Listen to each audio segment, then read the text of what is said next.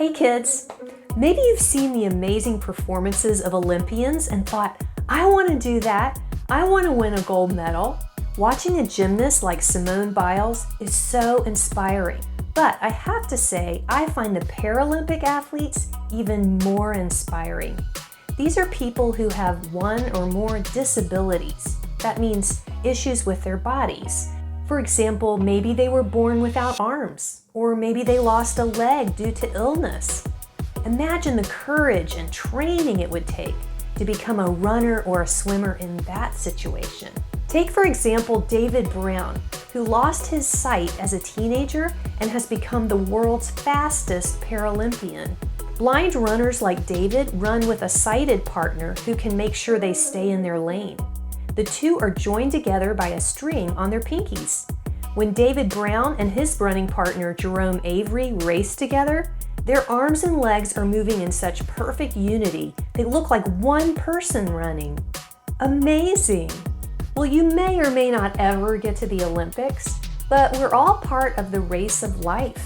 What does it take to be a champion in that race? I've got 3 tips for you. In the Bible, a guy named Paul compares the Christian life to running a race. When Paul wrote these words, he was writing to the people of Corinth, who knew all about races.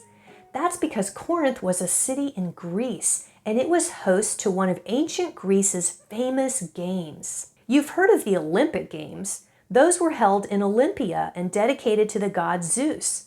But there were also the Pythian Games in Delphi, dedicated to Apollo. The Nemean Games in Nemea, also dedicated to Zeus, and the Isthmian Games just outside Corinth, dedicated to Poseidon. So all that to say, Corinth knew all about races, which is why Paul's words were that much more meaningful to them.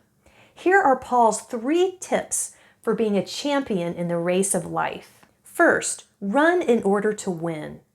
Paul wrote, "Do you not know that in a race all runners run, but only one gets the prize? Run in such a way as to get the prize." Paul is saying, live your life like you know there's a prize at the end. Give it your all. Now, some people think that to win the race of life, they need to get as much money as they can, or get a very prestigious job like President of the United States or NBA All-Star. They think that's what makes a winner. But that doesn't make a winner in heaven. You know who's judging who the winners are? God. You might think that God wants you to behave perfectly and obey all the 10 commandments and be kind to everyone, that that's what gets you his medal. But that's not what the Bible says.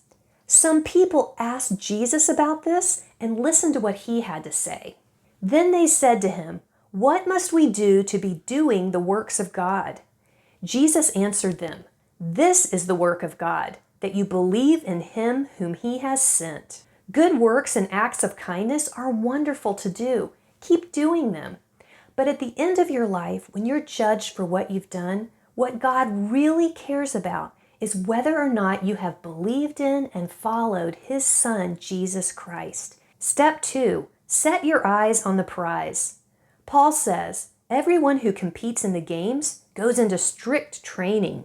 They do it to get a crown that will not last, but we do it to get a crown that will last forever. In present-day Olympics, gold, silver, and bronze medals are given to the winners. But in ancient Greece, the winners received crowns of leaves. The Olympic Games offered an olive wreath, the Pythian Games a laurel wreath, the Nemean Games wild celery wreaths, and the Isthmian Games pine wreaths. Only the first place winner would receive the wreath or the crown, and people paid a great deal of respect to anyone with one of those wreaths on their heads. Imagine how much respect people would have for the athlete that won each of the 4 different wreaths. Such was the case for Milo of Croton. He was kind of like the Michael Phelps of his day. He won the wrestling competition at least 5 times at all 4 games. Milo's crowns of leaves and pine boughs would have faded and withered quickly, wouldn't they? Like Paul said, those crowns weren't made to last. But those of us who are following Jesus Christ and are living our lives for Him, running our race for Him, we can look forward to an eternal crown that won't fade away. We get to share in Jesus' glory, which is far better than anything we could win on earth. Remember, don't chase the wrong crown. Winning other people's admiration feels really good for a time, but it's really God that we're trying to please with our lives, right? Step number 3, discipline yourself. Paul writes, "Therefore I do not run like a man running aimlessly. I do not fight like a man beating the air. No, I beat my body and make it my slave, so that after I have preached to others, I myself will not be disqualified for the prize." Olympic athletes put their bodies through the toughest training to get ready for the competition. Gymnast Simone Biles spends 32 hours a week in the gym practicing, and swimmer Michael Phelps averaged about 50 miles a week in the swimming pool. Athletes also cross-train to work different muscles, and they pay close attention to their diet and their sleep.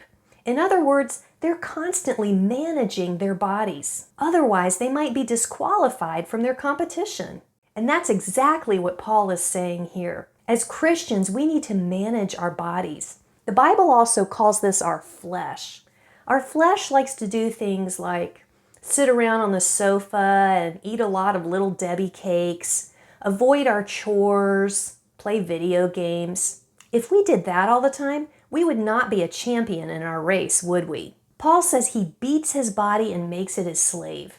Now that doesn't mean he actually hits his body. It means he controls his body. Instead of listening to his flesh, he controls his flesh with his spirit. He says, "Hey flesh, I know you want to sit on the sofa all day, but we're going to go out and serve the Lord." Or, "Hey flesh, I know you want to avoid that person, but instead we're going to work on that relationship." Or, "Hey flesh, I know you want to do that temptation over there, but we're going to walk the other way."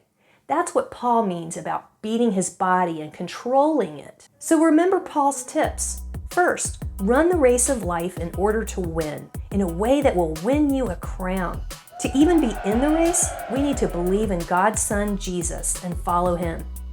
Number 2, set your eyes on the prize. Remember, the prizes we get on earth fade away, but the prize we get in heaven will never fade. So work towards that one. And number 3, discipline yourself. Don't let your flesh control you.